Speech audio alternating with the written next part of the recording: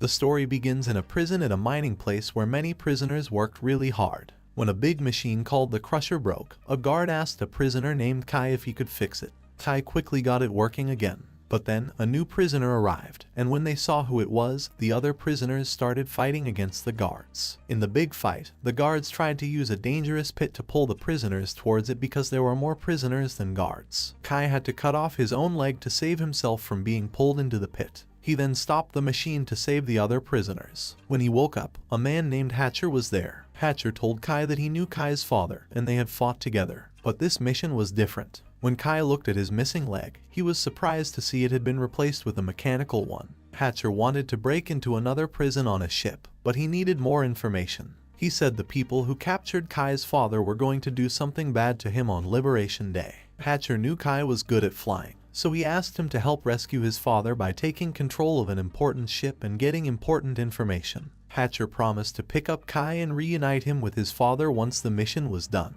Kai agreed to join the mission, and they traveled into deep space on a ship called the Arrowhead. During most of the journey, Kai was put to sleep, but woke up early to hack into the ship's records through the communication system. Hatcher explained that all Kai needed to do was connect the device, and the wrist link would handle the rest of the work. During the data download, an information pop-up warned Kai about potential vulnerabilities in the system if he continued. He informed Hatcher of this development. Hatcher explained to Kai that the situation was only temporary and urged him to cooperate. After the download finished, Hatcher informed Kai about a strange flare outside the ship and advised him to stay put until rescue arrived. He asked Kai to send the files in the meantime, and trusting Hatcher, Kai initiated the transfer. However, a system failure occurred, causing the ship to become unstable and halting the file transfer. All the safety pods were activated, and in haste, Kai made his way to the shuttle bay attached to the mothership.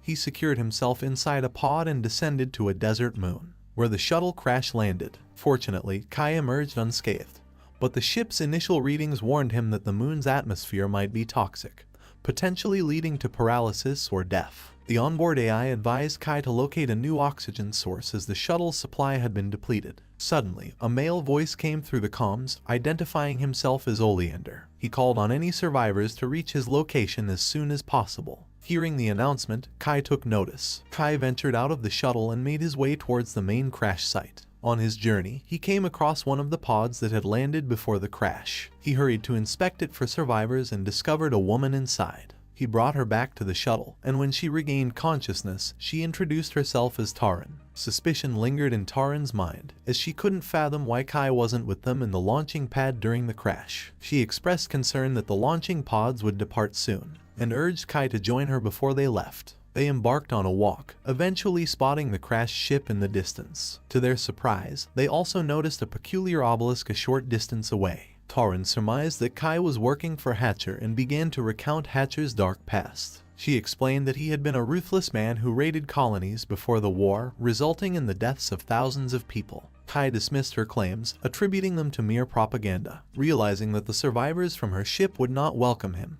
Kai left Taran and returned to the shuttle with hopes of piloting it to reach a nearby station. However, his attempts to activate the shuttle were thwarted when he was informed that he lacked the necessary codes to operate it. With no other options, Kai hurriedly returned to find Taran, who was close to reaching the shuttle. But before they could make it there, the ship began its ascent, leaving them stranded and desperate, yelling in vain for help. Something unseen to them emerged from one of the openings and dragged Kai inside, leaving Taran alone on the rocky moon. Determined to find another survivor, Taran decided to explore the area. As she roamed, she stumbled upon a shocking sight. A naked Kai, covered in a strange substance, lay on the ground with his leg fully healed. Astonished, she brought him back to the main ship and conducted tests on his blood. To her amazement, his body had formed a symbiotic relationship with an organism that not only healed him, but also made him immune to the toxic environment. Once Kai regained consciousness, Taran questioned him about his well-being and his experience. However, he could only express that he felt good, leaving her with more questions. Worried about their limited resources on the ship, Taran confirmed their lack of provisions. They ventured out of the shuttle in search of anything they could use for sustenance. During their exploration, they unexpectedly came across Oleander. Oleander was found encased in some sort of cocoon,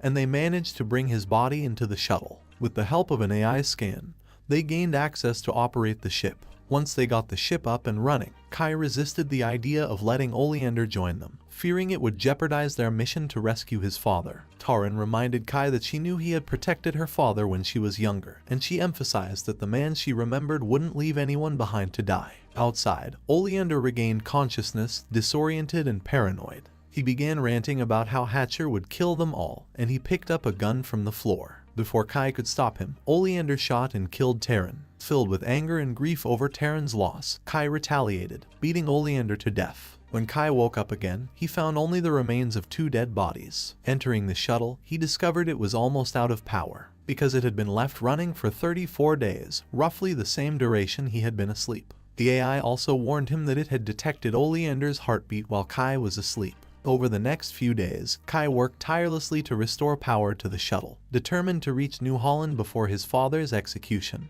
However, one night, as he lay asleep, he suddenly experienced excruciating pain coursing through his entire body. Managing to pick himself up and venture outside, he felt his body undergo a horrific transformation. The following day, when he found himself naked on the sand, Kai realized that the same symbiotic creature that had kept him alive had caused this transformation during moments of emotional instability. Returning to the ship, he attempted to continue working on the power source, but the AI system informed him that Liberation Day had been celebrated 2 days ago while he was undergoing his transformation. Devastated by the loss of his father and realizing that he had missed the chance to save him, Kai gave up and lay on the ground, resigned to his fate. To come to terms with his situation while residing on the moon, Kai made the choice to manage his transformations, preventing further loss of time. During one conversation with the AI, it presented a theory it had been pondering.